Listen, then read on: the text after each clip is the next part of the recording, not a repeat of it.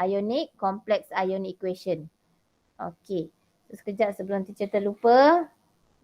Kehadiran teacher dah paste lagi dekat dalam ruangan chat. Siapa yang belum key in, tolong key in. Sama juga, cuma cara dia awak kena pisahkan. Pisahkan mana satu untuk half equation yang pertama dan half equation yang kedua. Kalau kita tengok kat sini, Cr2O7 tu negatif.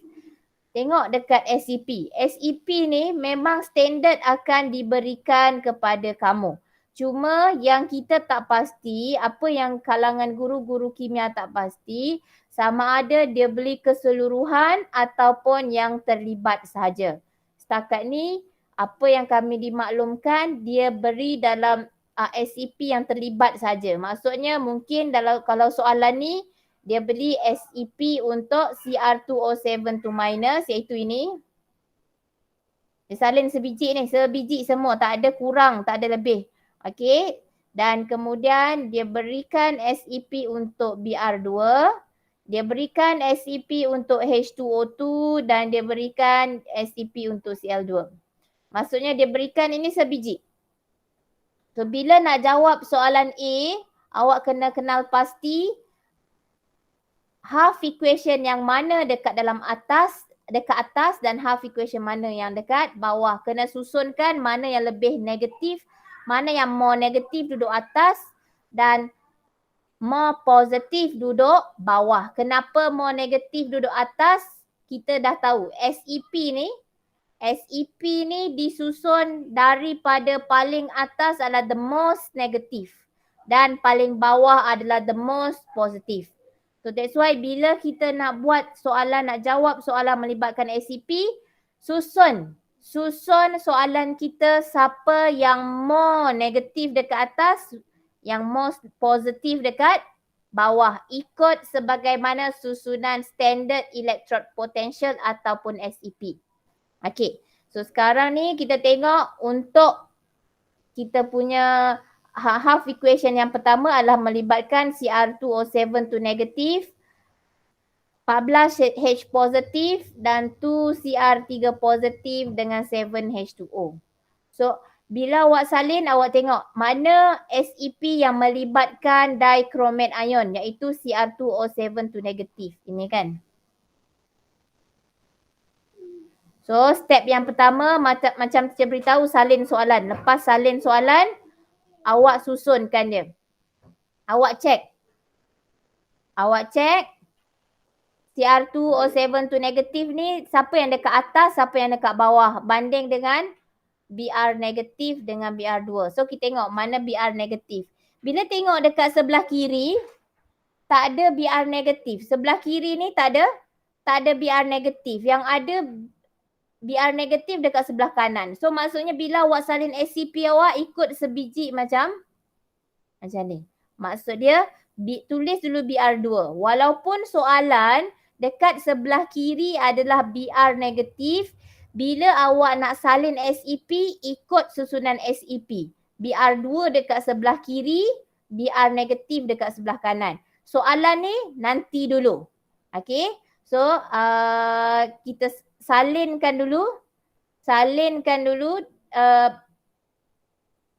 bahan-bahan kita ikut sebagaimana susunan standard dalam SEP. Okay. So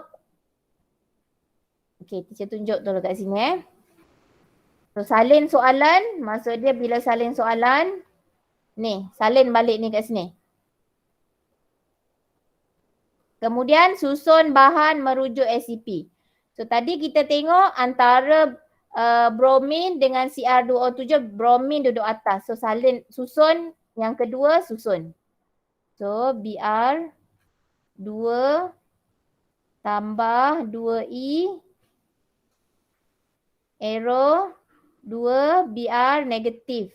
Nilai SEP dia adalah positif 1.07. Diikuti dengan Cr2O7 2 negatif tambah 14H plus. Salin je, walaupun orang kata kenapa panjang, salin, jangan pening-pening. Ikut je yang macam diberikan. Okay, reversible arrow 2 Cr3 positif tambah dengan 7 air. So bersamaan dengan positif 1.33. Kemudian barulah awak highlightkan lokasi bahan awak. Apa maksud teacher lokasi bahan? Ni, bahan yang dekat atas ni kat mana lokasi dia? Sekarang bahan kita yang pertama adalah ini. Dalam kes ni bahan kita adalah dichromate ion. Hydrogen ion ni hanya supporter. So tak perlu tulis hydrogen ion. Kita ambil bahan kita sebagai Cr2O7 2 negatif saja. So tengok mana Cr2O7 negatif yang ni. Okay. Dan bahan kita yang kedua adalah Br negatif. So underlinekan Br negatif. So daripada sini kita terangkan dulu yang bahagian kiri. Mana bahagian kiri? Kiri ni maksud dia yang sebelum anak panah. Ini adalah kiri. So kita tengok lokasi kiri. Lokasi kiri adalah berada untuk bahan yang dinyatakan dalam soalan dia berada di bawah. Ingat kita punya sep tangan kita kiri bawah. So nampak maksud dia soalan kita ni menepati kedudukan yang sepatutnya. Kiri bawah, kiri bawah. Bahan kita bukan yang dekat atas. Bahan kita dekat bawah. Bahagian kiri dekat bawah. So maksudnya ion kita ni adalah E0 value dia more positif. So kita buat nombor 1. E0 value for Cr2O7 2 negatif is sebab dia memang duduk dekat bawah. So boleh pakai ni terus, ambil ni terus. Nanti kita tengok contoh mana yang tak boleh ambil terus. Okay. So dia duduk bawah is more positive. Ini ada ion is more positive than E0 value for atas ni bandingkan dengan yang sama-sama kiri iaitu E0 value for bromine. Nampak? Kan? E0 value untuk dichromate ion positif 1.33. Maksudnya dia ni more positif berbanding dengan 1.07. So bila dia more positif, poin yang seterusnya kita beritahu dichromate ion Cr2O7 2 negative ion is ni, ambil yang ni pula. Strong oxidizing agent. Strong oxidizing agent. Okay. Next, bila dia strong oxidizing agent, the same ion which is Cr2O7 2 negative ion will undergo reduction. Okay. So kita tengok pula yang kat sebelah kanan. Untuk yang sebelah kanan, kita punya bahan adalah bromide. Kita tahu kanan ke atas. So bila kita tengok bahan soalan kita memang duduk atas. Memang dekat atas. So settle boleh pakai ni straight away. So, maksud dia nombor 2. E0 value for bromide ion is more negative. Is more negative than E0. So kita bandingkan dia dengan yang sebelah kanan yang sama iaitu ion Cr3 positif. I ni tak perlu mention. Okay. Then E0 ion. Okay. Next kita beritahu bromide ion is kat sini. Ambil pula yang ni sebab dia menepati kita punya mnemonik kita sebab dia tak berlawanan. Dia sama, dia duduk dekat atas. So bromide ion is strong reducing agent. Next, bromide ion undergoes oxidation. So our conclusion, redox reaction occur. Okay, so good. So sekarang ni kita nak skip ke, okay sebelum tu. Ada soalan apa-apa tak? Ada soalan apa-apa? Ya. Okay, Alhamdulillah. So mana yang baru masuk, teacher pastekan lagi link kehadiran. Straight away terus jangan tangguh-tangguh, terus isi kehadiran. Kita tengok dekat C. Okay, kita tengok dekat C. So, macam biasa, salin balik soalan ni, salin balik soalan. Kemudian susun bahan merujuk ACP. Bahan kita ada dichromate ion, kita ada chloride ion. So kita tengok daripada ACP kita tadi, dari ACP kita yang ke atas, dichromate dengan chlorine, siapa yang lagi tinggi? Okay, so tengok dichromate dekat sini. So chlorine dekat bawah. 1.33, 1.36. 1.33, 1.36. Siapa yang kat bawah, siapa yang kat atas tadi? Dah lupa dah. Dichromate dekat atas. Okay. So kita salin balik sebiji macam dekat SEP, iaitu Cr2O7 2 negatif tambah 14H plus tambah 6E reversible arrow 2 Cr3 positif tambah 7H2O. So positif 1. Berapa tadi? 33 Ya, 33. Okay, good. Kemudian klorin pula Cl2 tambah 2E arrow 2 Cl negatif. So yang ni positif 1.76 Betul tak? 36.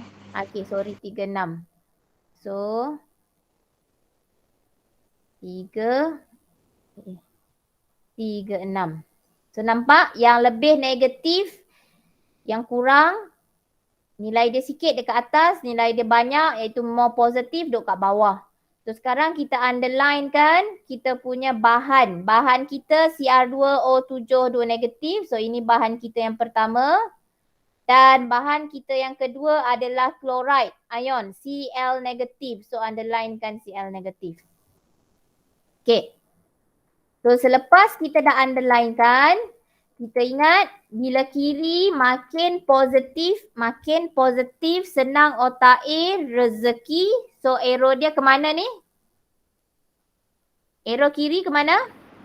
Bawah. Ke bawah. Okey, untuk kanan arrow dia ke atas. So bila kita tengok yang ni, kiri sepatut dia, bawah ni maksud dia bahan duduk bawah. Bahan di bawah. Kalau kita tengok kita punya bahan dekat bahagian kiri SEP ni, bahan kita dekat atas ke kat bawah? Atas. Bahan kita dekat atas ni. So dia berlawanan. Bila dia berlawanan, bahan di atas, so automatik ini dia akan jadi berlawanan. Tapi berlawanan dia macam mana? So kita kata dia adalah more negative, weak, strong. S ni kan strong oxidizing agent. S ni dia akan jadi weak. Positif akan jadi negatif ni. Positif, bila dia berlawanan, positif jadi negatif. Yang strong ni akan jadi weak. Kenapa dia berubah jadi berlawanan? Sebab kedudukan dia berlawanan. Dia tak duduk dekat tempat sepatutnya di bawah.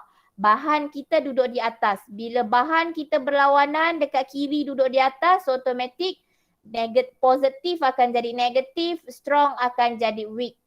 Dan dia tak ada rezeki. So not undergoes reduction. Okay, setakat ni faham tak? Faham. Okay. So, okay, alhamdulillah. So kat sini kita tuliskan pertama E0. Point yang pertama mesti terangkan E0 value. Tak boleh terus beritahu tentang strong or weak oxidizing agent. E0 value for Cr2O7 2 negative ion is more negative. Nampak ni kita dah buat dia berlawanan kan? More negative than E0 value of Cl2. Okay.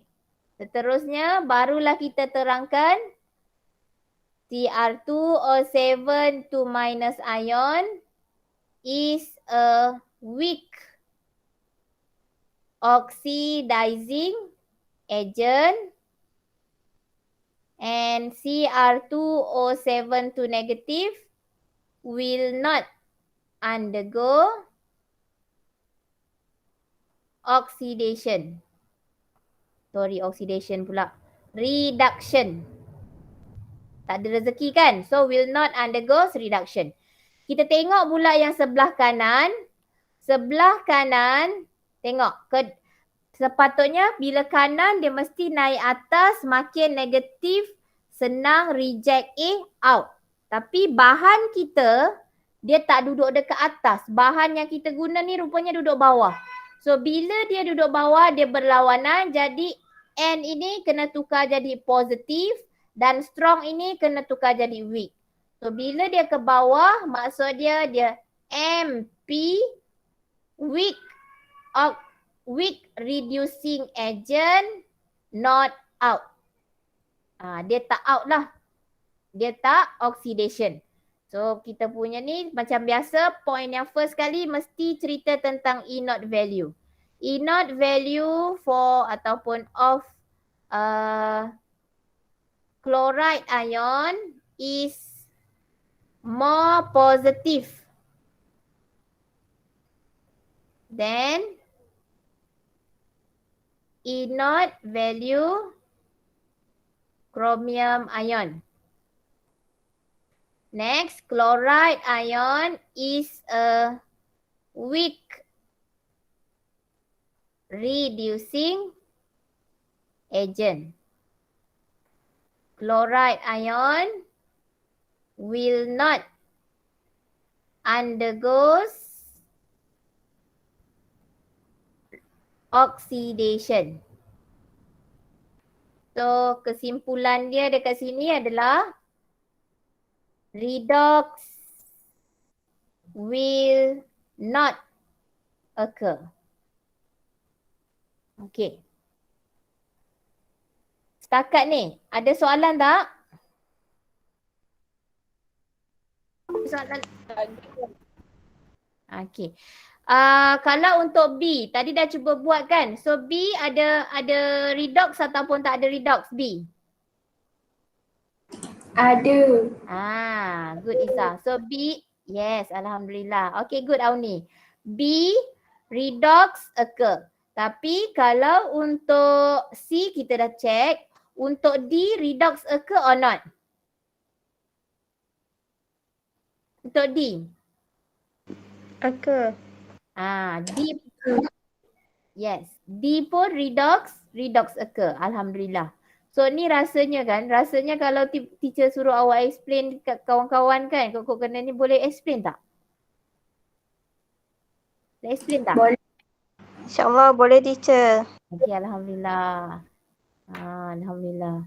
Sebab tak tahu kok kalau dijalankan lagi guru muda, biasanya guru muda ni dia ambil daripada RPS. Okay, untuk Kinta Utara. Jadi sekejap, off record sekejap. Okay, so yang tu dah selesai. Yang tu selesai. Alhamdulillah. Untuk